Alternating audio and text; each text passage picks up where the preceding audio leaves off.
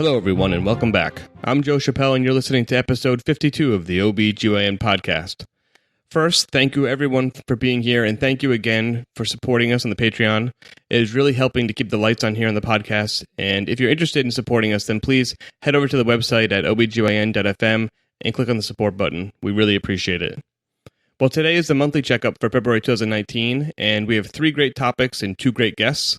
The first is Dr. Jillian Kurtz. Great to have you back. Happy to be here. Hi, everybody. Jillian has recently started her REI fellowships since we spoke last time, and so I'm looking forward to some great REI content from her in the future, so we can all look forward to that. And the last, fresh off her podcast on maternal mortality, is Dr. Heather Link. I'm very excited to have you here tonight. Thank you so much.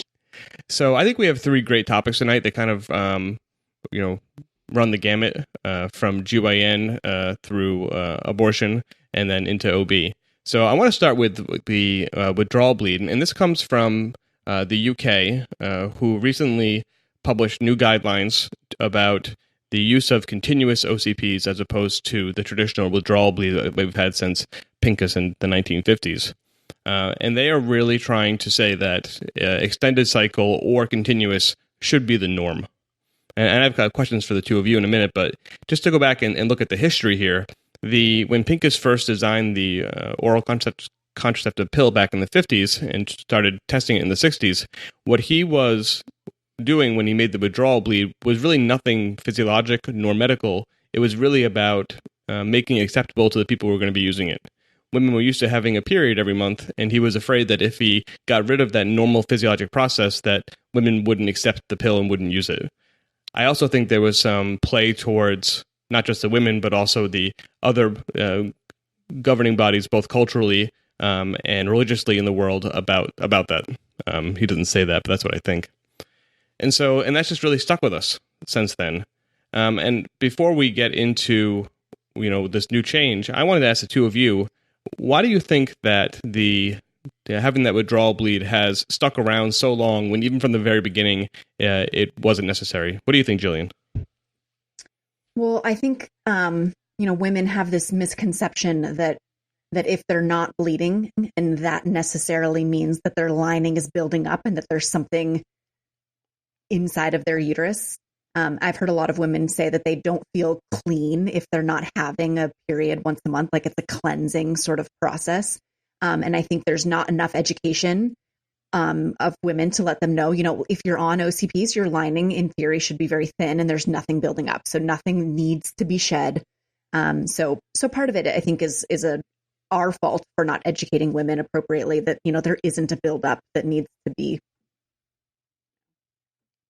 shed. Yeah, I think that's very true. I also have heard some women say that they like getting a period every month because that's how they know they're not pregnant.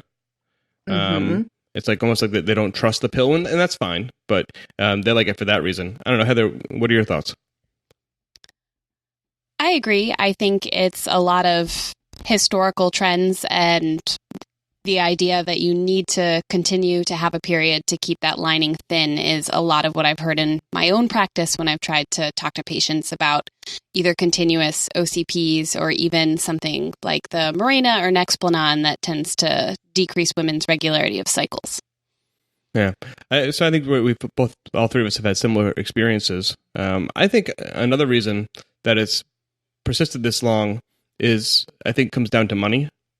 I don't know if you've ever had the experience of trying to actually take a regular pill and have a woman take that continuously, and the pushback from both the pharmacies and the insurance companies around supporting that. Well, no, you can only get one a month. You have to use all the pills because I'm not giving you a new pack until you've used all the pills. And of course, my feeling behind that is this, and I have no proof of this, but it's from the pharmaceutical companies who are trying to sell the extended cycle pills, which of course until recently were not generic, and so they're much more expensive, and so it just comes down to greed, at least partially. That's my feeling. I don't know. Have you guys had that experience trying to put someone on continuous pills? Yeah, definitely. And I also wonder, maybe this is total speculation, but maybe there's some incentive in the tampon and sanitary napkin companies to continue to have women require their products every month. I mean, why not? Right. Yeah. I had the Mirena IUD for like 10 years and was amenorrheic. And then, my husband and I started trying to have a baby, and I forgot how barbaric it is to really like menstruate every month. Like, I can't believe women are doing this unnecessarily. So I think this is great change that we should really be pushing for. Yeah, and I think you hit on it earlier, Jillian. It really comes down to education, and we see that with IUDs and everything else. Like, I don't want to have a foreign body in me, and just, okay, well, what does that actually mean? And this is the process behind it, and a lot of it comes down to education. I don't know, Heather, did you have another thought there? I think that education is going to have to start really early. Children are taught in their health classes and sex ed classes later on that women have a period every single month, and that's how the system works. And to change those misconceptions, I think we're going to have to, be more active with our patients and our young patients, but probably try to really get this message out and make it something that people hear from a young age, so that they don't feel when they come to the doctors that, oh, we're telling them this crazy new thing. Yeah. It does make me a little bit nervous because the article touched on this a bit, but that, with perfect use of OCPs, the unplanned pregnancy rate is very low, 0.3%. But with the typical use, the average person who misses a pill or two here and there, the unintended pregnancy rate is up to 9%. So it does make me a little bit nervous if women aren't getting their periods and aren't getting that reassurance that they're not pregnant, that maybe women would find out later than they wanted to about an unintended pregnancy. Fair enough. I mean, we definitely seen that, I don't know, even with women who are amenorrheic for other reasons, and then, then they come in, they're, 10 weeks pregnant, or 20 weeks pregnant, and they didn't know, right? Right. Yeah. I mean, certainly there. And they do address that in the guidelines a little bit. So let me jump into those. So I like they start out, it's a very great guidelines, and I will actually put the guidelines into the show notes so you guys can look at them. And if you search for continuous, you'll just jump down to the section that they talk about it. But it's like my dream, because it has every study and they justify everything they say. It's amazing. But they start with 3 reasons why we might want to get rid of it. Right? And the first one is, and I think this goes back to what Jillian was talking about, is that withdrawal bleeding may be heavy, painful, or simply unwanted. Right? Like, maybe you just don't want to bleed every month. Maybe you have dysmenorrhea, or maybe it's not even dysmenorrhea, but why go through that pain at all? Like, why do you have to do that? And we'll come back to that in a second. The second reason was that it can be associated with perimenstrual symptoms, headache, mood change, that can be disruptive to people's lives to lesser or more degrees. And then the last one is that ovarian suppression and follicular development is actually reduced when using continuous pills. And you can actually use lower doses to achieve that same ovarian suppression when you're doing it continuously. One of the issues with these move towards lower and lower dose combined hormonal contraception has been the increase in ovulation. And now the pills do work for other ways for preventing pregnancy, but you can still have like 25% of 40% of women who are ovulating on a monthly basis with these very low dose pills. And so here they're saying that in the studies that even with those very low doses, if you do it continuously, you reduce that ovarian suppression down to a level similar to the higher dose of the traditional way, which is a nice thing. So I think that's 3 decent reasons. Now, one of the things that kind of caught me here, and I don't think they say this here, and I don't want to say it here, is I don't think anyone is saying that every woman who is on birth control needs to be on a continuous pill. It's just that it needs to be offered to people, right? I mean, I don't think anyone is advocating that one size fits all here, right? No, I agree. I mean, in regards to everybody's reproductive autonomy, there should be choices, and we should give all sorts of options. If someone, as you said, for cultural reasons, wants to have a period every month, then she should absolutely be able to do that.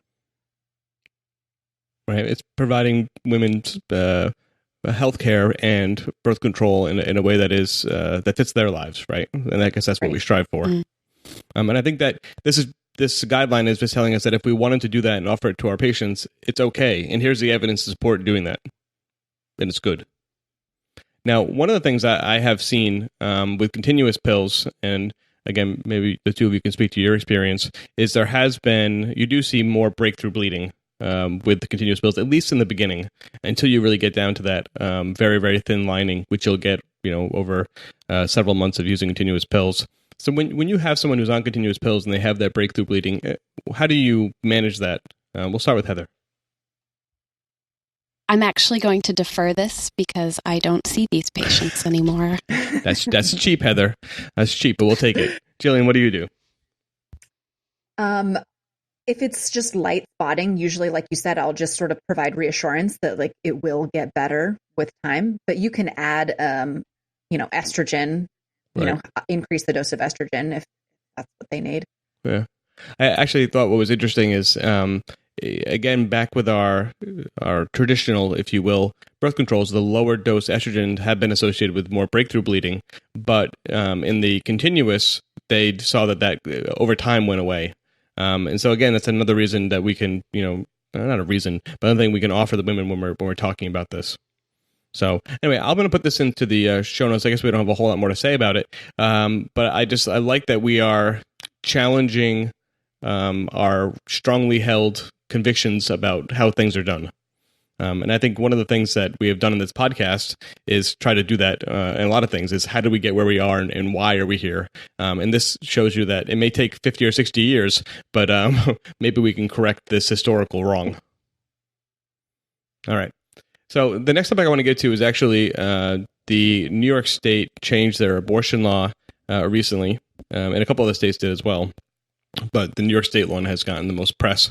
It was actually talked about at the State of the Union. But what they did, so the New York State law used to be, until recently, twofold. One was that abortion can occur anytime before the end of the 24th week of pregnancy, and that abortion can happen at any time if necessary to protect the patient's life or health. What this new law has added is, number one, in that second thing is who decides when it is necessary to protect the patient's life or health. And they decided that is that patient's primary healthcare doctor, however she defines that. So any OBGYN, or really, we'll get to that in a minute, other providers could determine that that patient's life or health is at risk, and they can terminate at 30 weeks or 28 weeks or 25 weeks. So that's a change there. And the big change here, and this is what got a lot of press, is that if there's an absence of fetal viability or the ability of the fetus to survive outside the womb, she can have a termination at any time she wants during the pregnancy, even up to 39 or 40 weeks.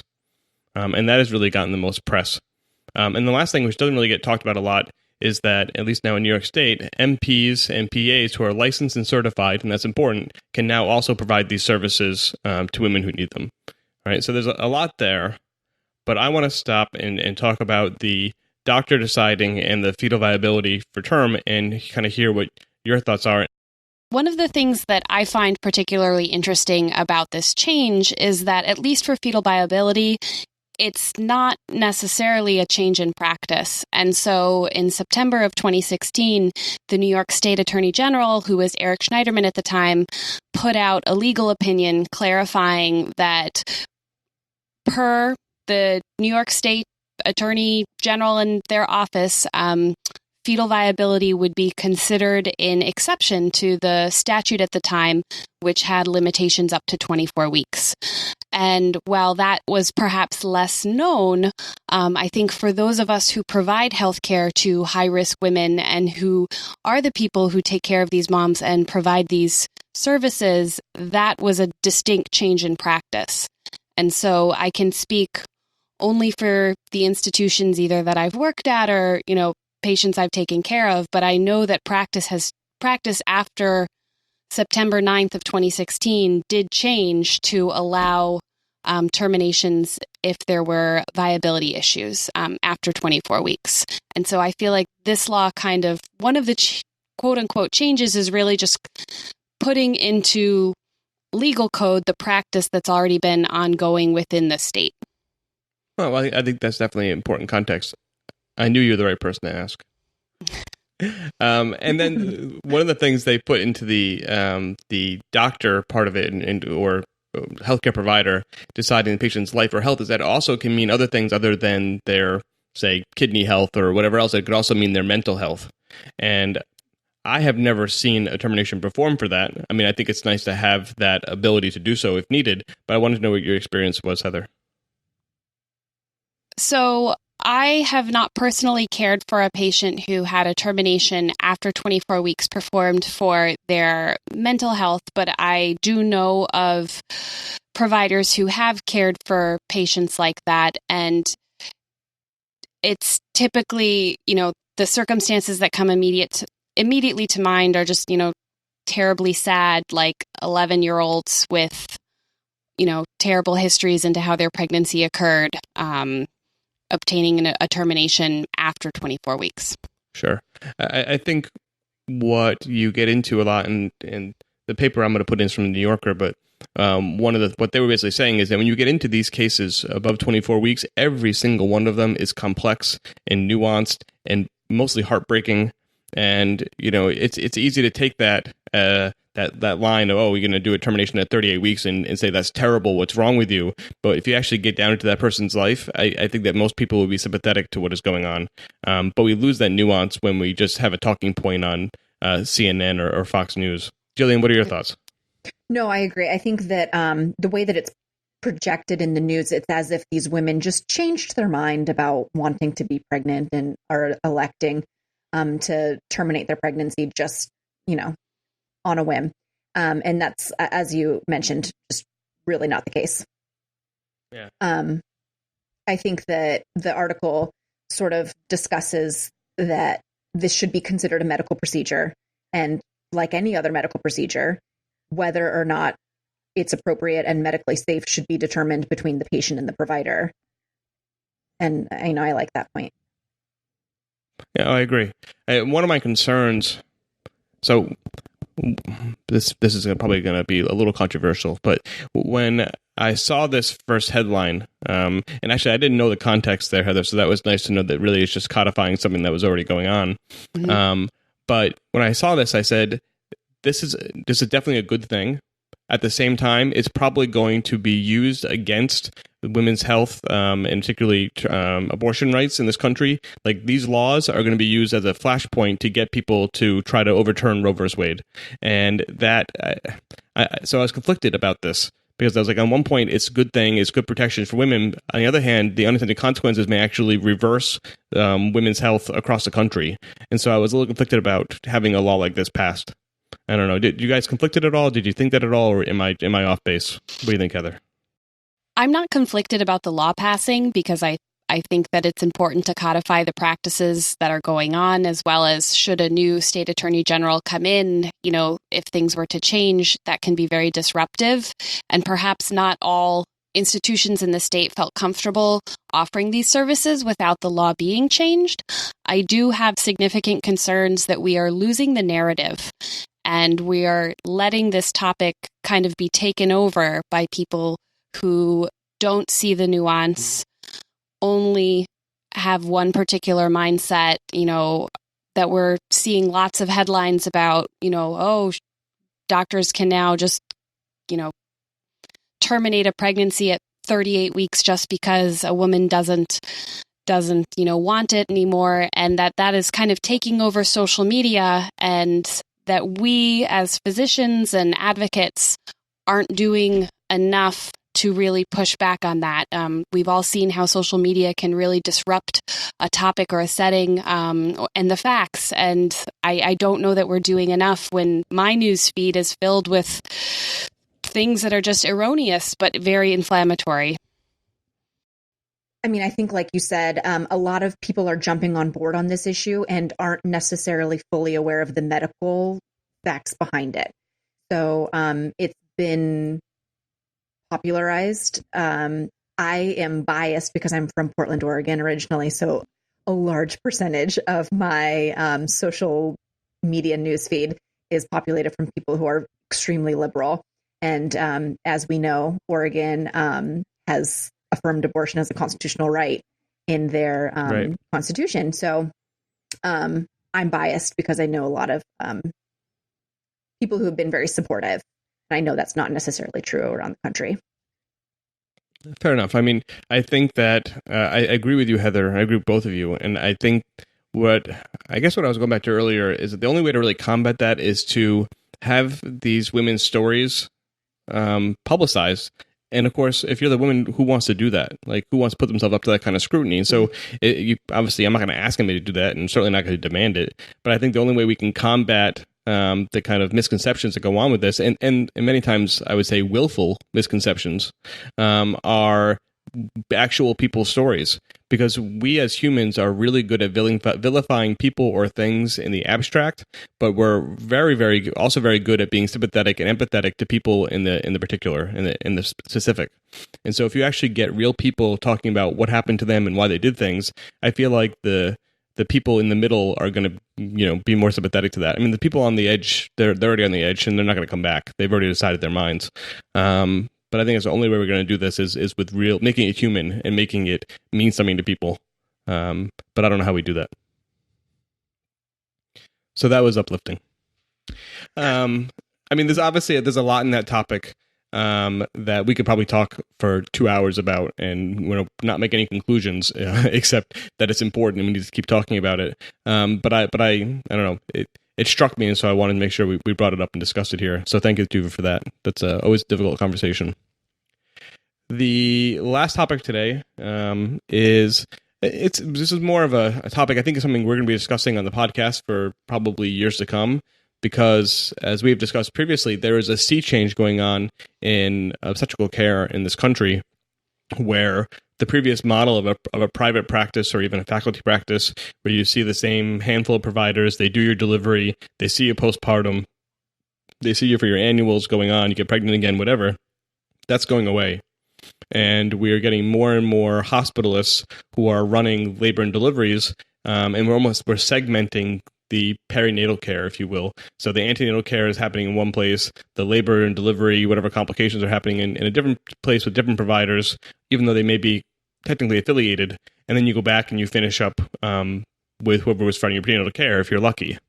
And so in that segmentation, there is a potential to really lose some of the continuity of care as far as losing sight of the patient. We lose things when we sign out the patient multiple times, even in a day, let alone, of course, of the pregnancy.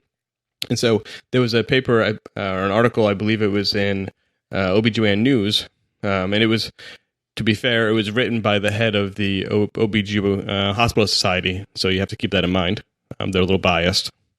But they were arguing that they should be more involved in postpartum depression screening, which I thought was interesting, because postpartum depression typically, as the name implies, happens postpartum and not while they're in the hospital. And so she was saying that the hospitalists should be involved in that care, but I couldn't really figure out how they're supposed to be involved in that care.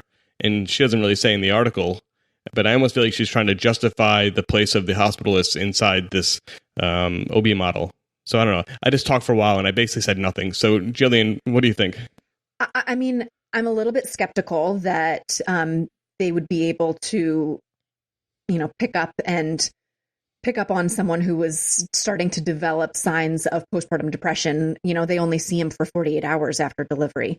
And as you said, that's where they have a lot of support and there's a lot of people around helping them. And I think it's more likely that postpartum depression sets in when they're at home, alone, stressed out, overwhelmed, exhausted. But that being said, I think that postpartum depression is something we need to be better at recognizing and treating. And so any sort of initiative that's making an effort to remedy that issue, I think should be supported. But I am a little bit skeptical that I'm not sure that hospitalists are really going to make a dent in this issue. So one of the things that kind of strikes me about this is, and I've tried to look into this before, but I can't find a lot to show me that like the Edinburgh postpartum depression scale or others are validated in the immediate postpartum period. I think that some of those questions, when you've just had a baby, you're obviously going to score high.